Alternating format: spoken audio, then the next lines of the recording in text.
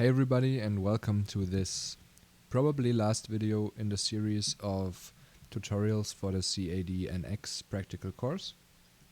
And this time we are not looking at one of the parts from the technical drawing document for the first time, but we are looking at a part which is in one of the old exams that we provide. It has to be said though that of those old exams, only 2 have a proper structure that it could be an old exam. This one is not one of those, because in an old exam always it is a part to assemble, and therefore you usually have 3 or 4 parts that you also have to assemble together, and the parts, it's not 3 or 4 times a part of this difficulty or this, so it couldn't be twice this, but rather maybe this part and then 3 others that are a little bit simpler in their construction, because after all you have to be able to do it in 60 minutes.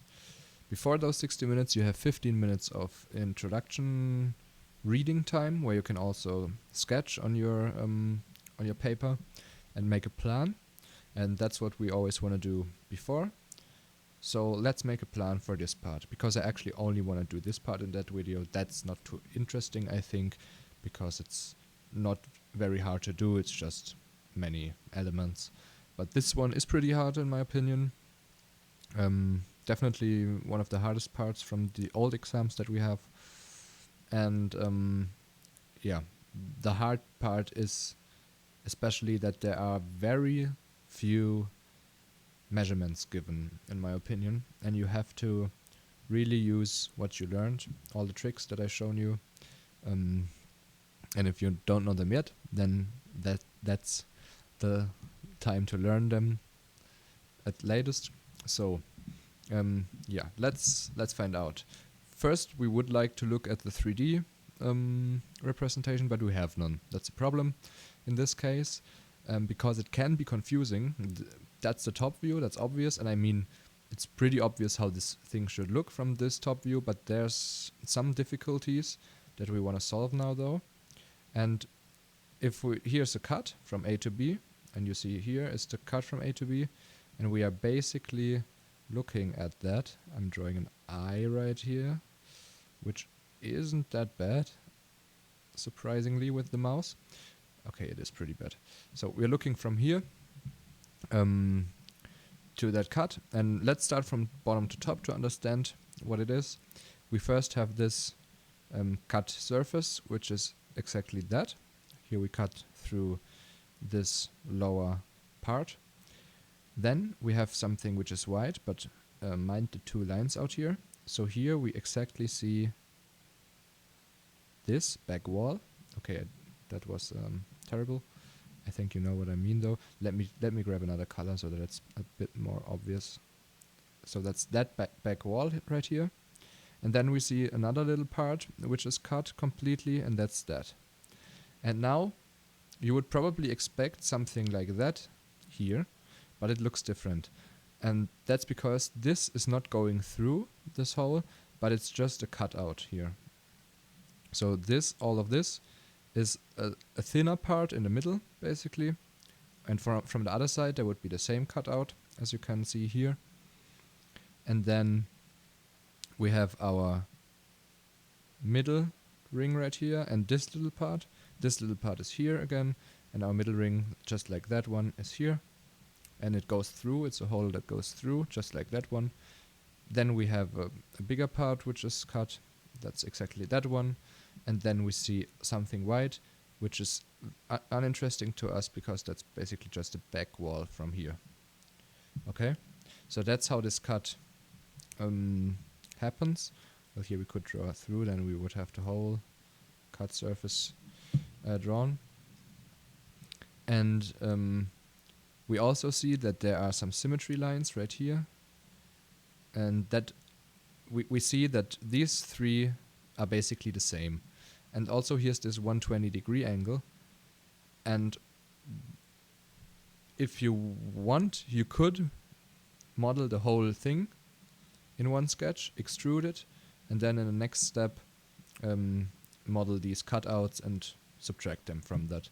That would be one idea that could be done, but I think you can save some time and maybe also some effort if you do something similar to the last part that I shown from the technical drawings, which was this this gear with all the tooth that we had to pattern circular.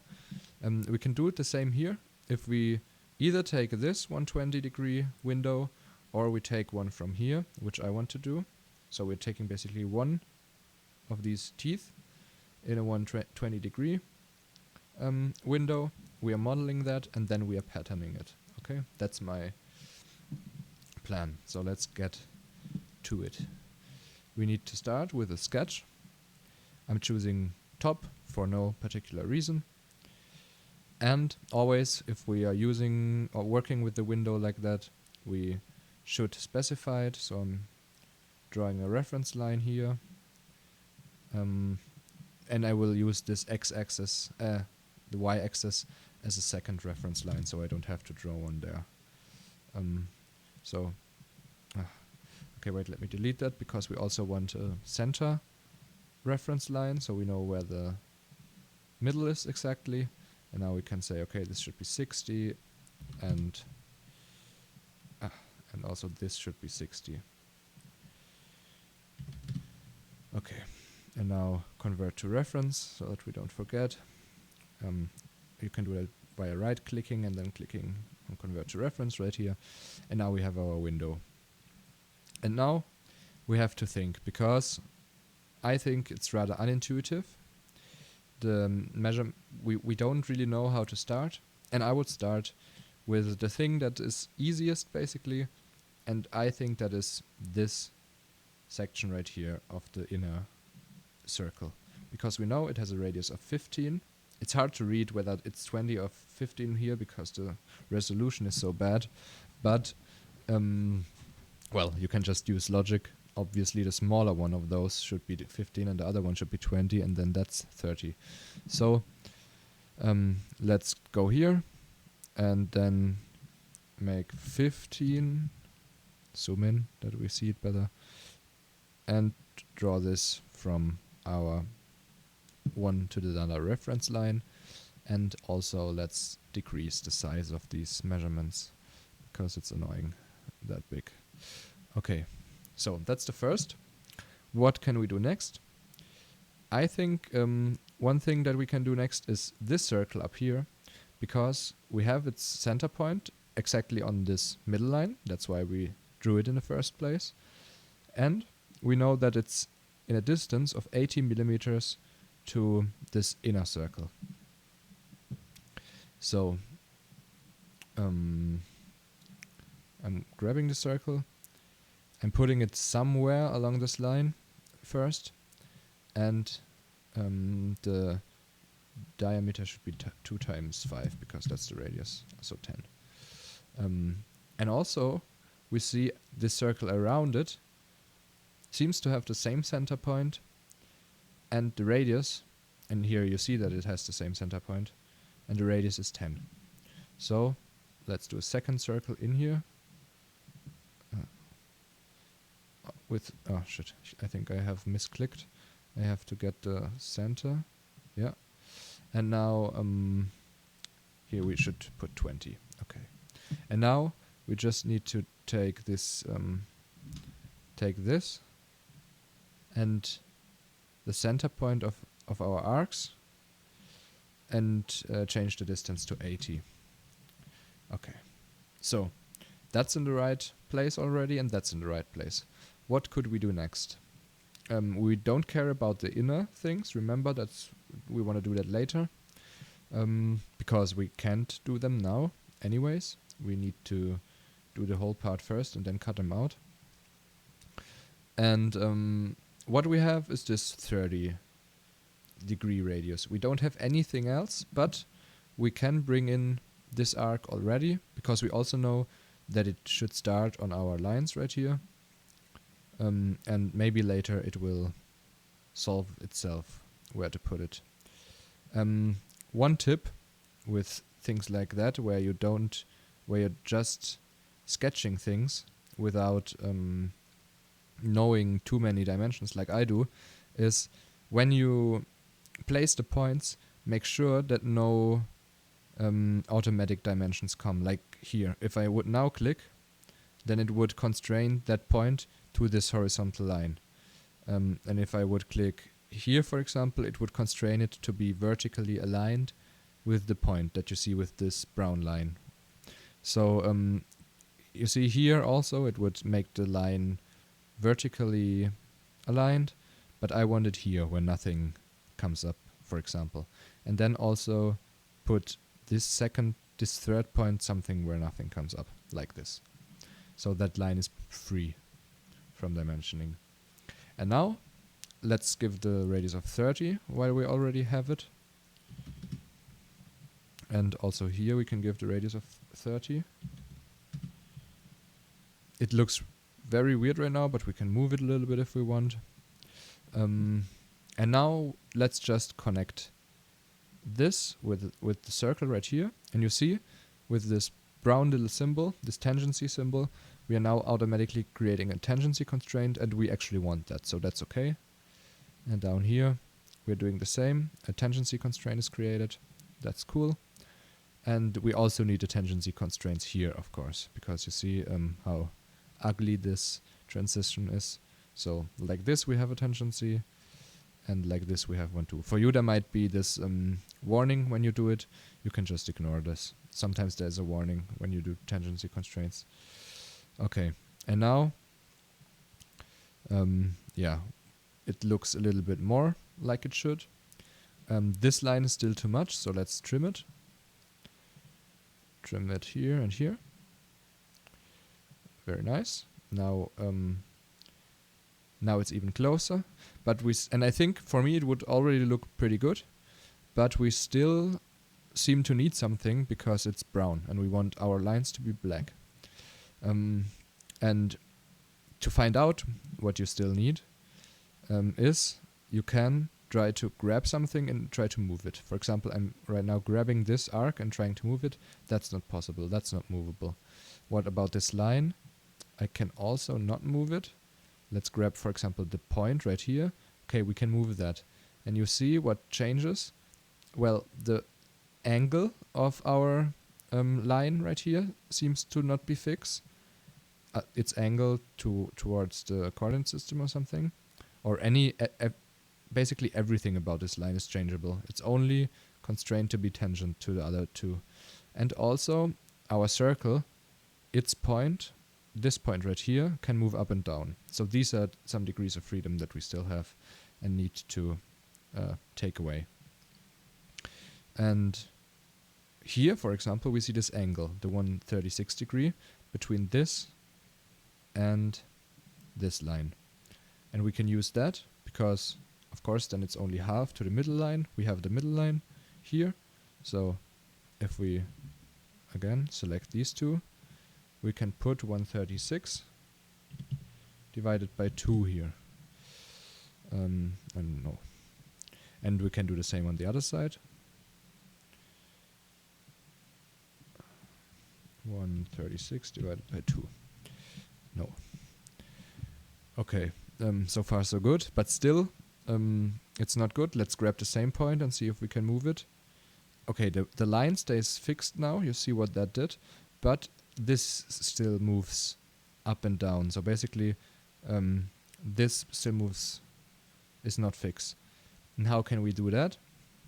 Well, some of you might also remember how we've fixed similar issues to those, because if you think one step ahead, if we need to pattern this, then these arcs need to hit this reference line and this reference line exactly perpendicular.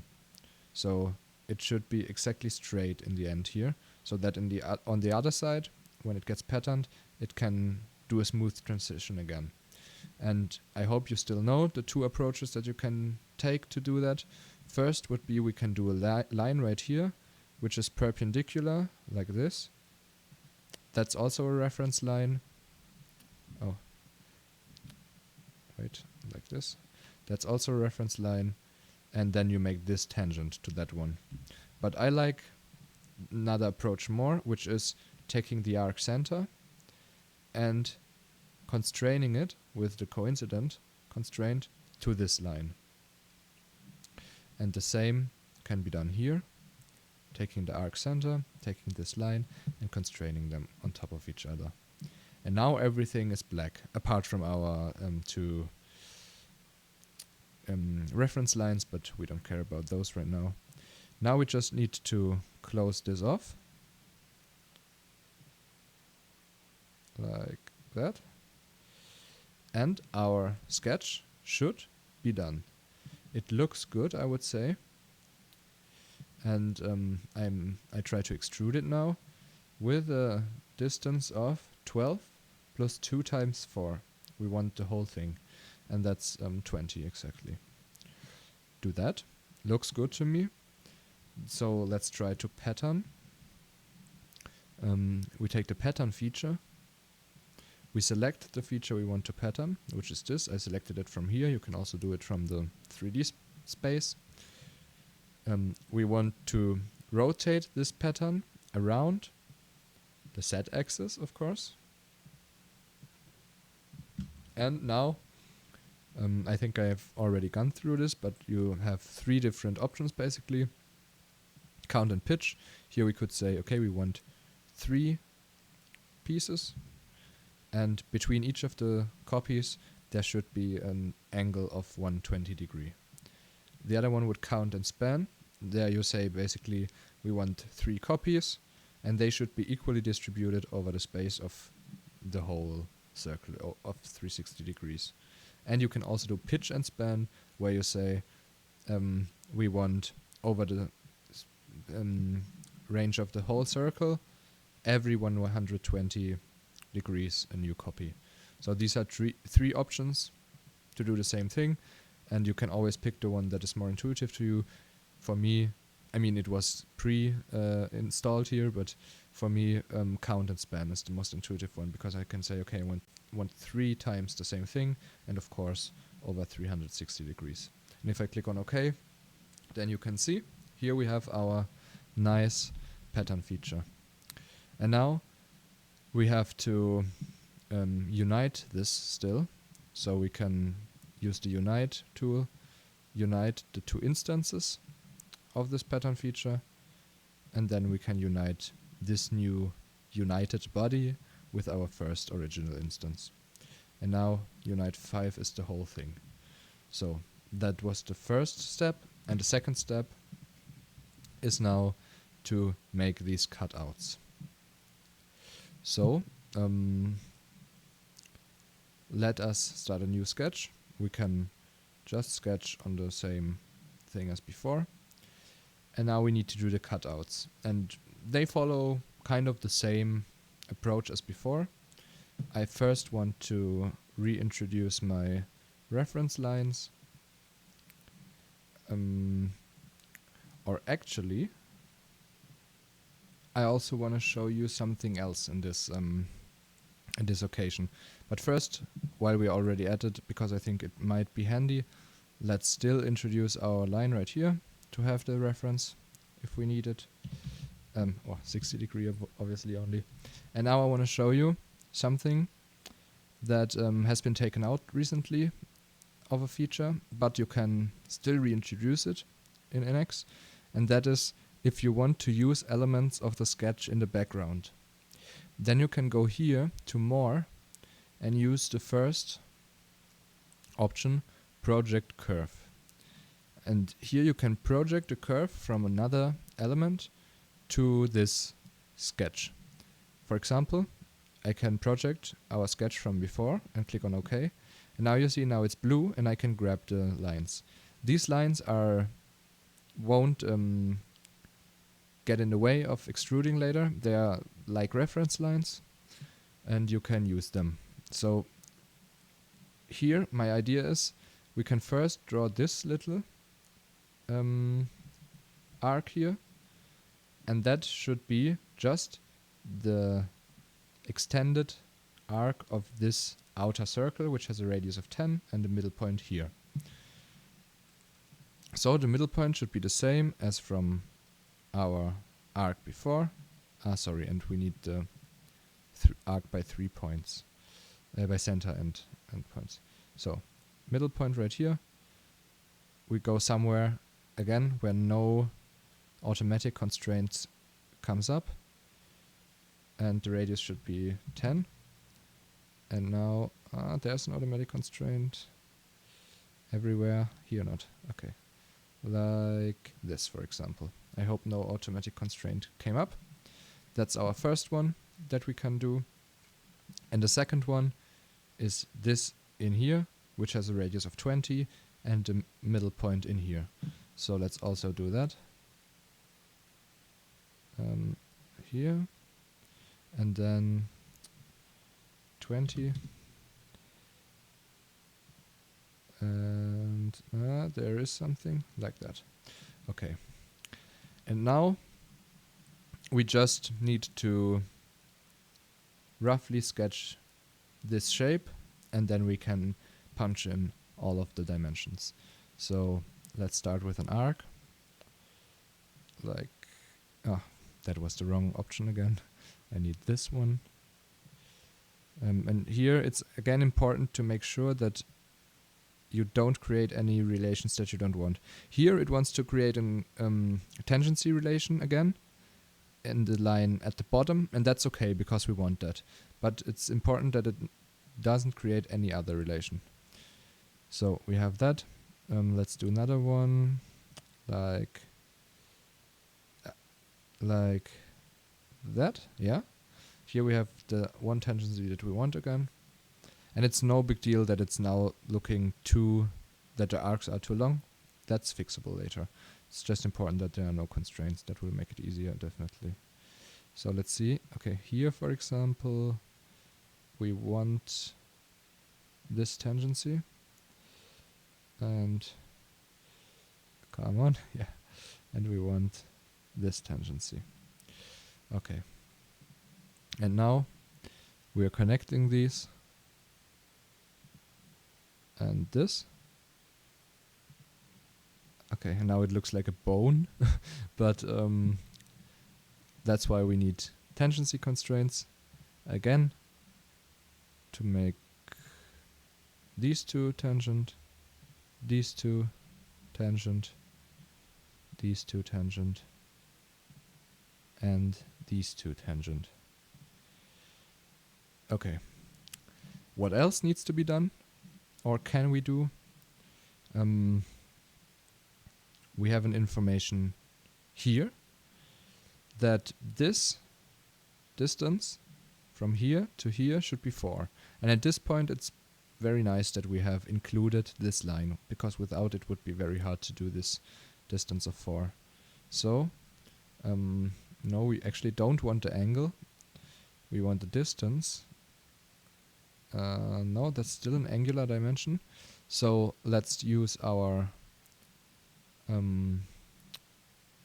let's activate our dimensions drop down here on this arrow. You can activate it, and now we can choose linear dimension so that we get a linear dimension, and that should be 4. Problem is, right now of course we can't state a dimension between these two because they first need to be parallel. Otherwise we can't say what the distance between the two should be. So let's first select these two and make them parallel. I'm not sure if it worked. Let's also make these two parallel. Okay, that worked. Are they parallel? Yeah, they are. I see that by clicking on them, and then you see this this parallelity constraints right here. And here we need to do a distance of 4 now, and here we can do the same. Okay. Looks pretty good, but still it's not completely defined. Let's see, can we drag where can we drag, at which point? Here we can, of course, for example. And you see, the problem is we are missing radii down in the corners. And luckily we have them here. So here's a radius of 2 and here's a radius of 2. So let's do them first and see if that's already enough. It's not, but this line is black already, so maybe we should search for a radius in here. And we can find that here. It's a radius of 4 again. Not again, but this time. 4 and also here 4. And now the whole thing is black. It still says partially defined because this, which should be a reference line, is not defined, but as long as all of this is black, we are fine. So let's click on finish. We can find it down here, the sketch. And now we just need to extrude it. Okay. Oh, I actually made a mistake before. You need to convert these to reference to, because they actually seem to be the lines that you included before. They get imported as real lines. They just have a different color. So you have to convert them manually to reference lines. But we can do that quickly. That's no big deal. Now they are reference lines. And now, I hope, yeah, I think I got everything. Not sketch, but extrude. Yeah, and just 20 is not correct, but we need, where do we have the measurement? It should be here. Yeah, 4 it is. Okay, so from 0 to 4. That's 1, right here. And now let's pattern that around, like we did before. We need the z axis, yeah, as the vector, and then you see they appear in the right spaces. And if we click on OK, we also extruded that. Don't forget to unite. If that's even possible right now, I realize. I think it's not, probably. Yeah, no, it's not, because they are not. I think you don't need to unite here. Let's see, because my idea now was to mirror these things along a plane, which is in the middle here. You could also just take the same sketch right here. You know what, I think we have done enough mirroring so far, or I will show you both, actually. I will show you both. So the first, a little more straightforward approach, I guess, is taking this again, and now we are putting in a distance, so it should start at 16 and end at 20. And now you can see, starting from here, at 16, so in here it starts, and then it ends at 20, and there it subtracts. Okay, like that. And we can pattern that again around the z-axis. That was just a point. Let me do it again. Take that, take the z-axis, and click on OK. And that would be our part. That would be one way to do it. Maybe that's even the easier way, now that I think about it. But let's undo this. Let's first undo the pattern so that it doesn't run into errors. Okay, like this. And now I want to mirror these along a plane, which we first have to create, because this one is not there. But we can simply do it from here with an offset. So at distance from this plane, and the distance should be 10, exactly half of the 20 that our thing is broad. Okay, here we have the plane. Now I select the mirror feature. I take the pattern as a feature to mirror, and this plane as mirror plane, and then I click on OK, And you see, we have mirrored these two, and now we also have to do it with, we can do that in the same mirror feature, I guess, by also selecting this extrude.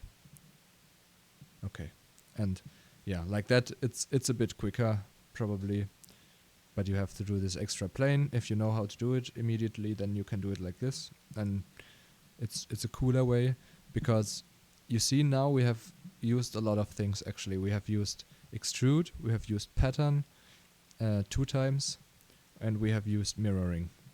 And that's why I think this is a pretty cool part for the exam, because it uses a cool of the advanced parts for the exam, because it uses many of the more advanced functions, and especially mirroring and pattern is something that, in my experience, without any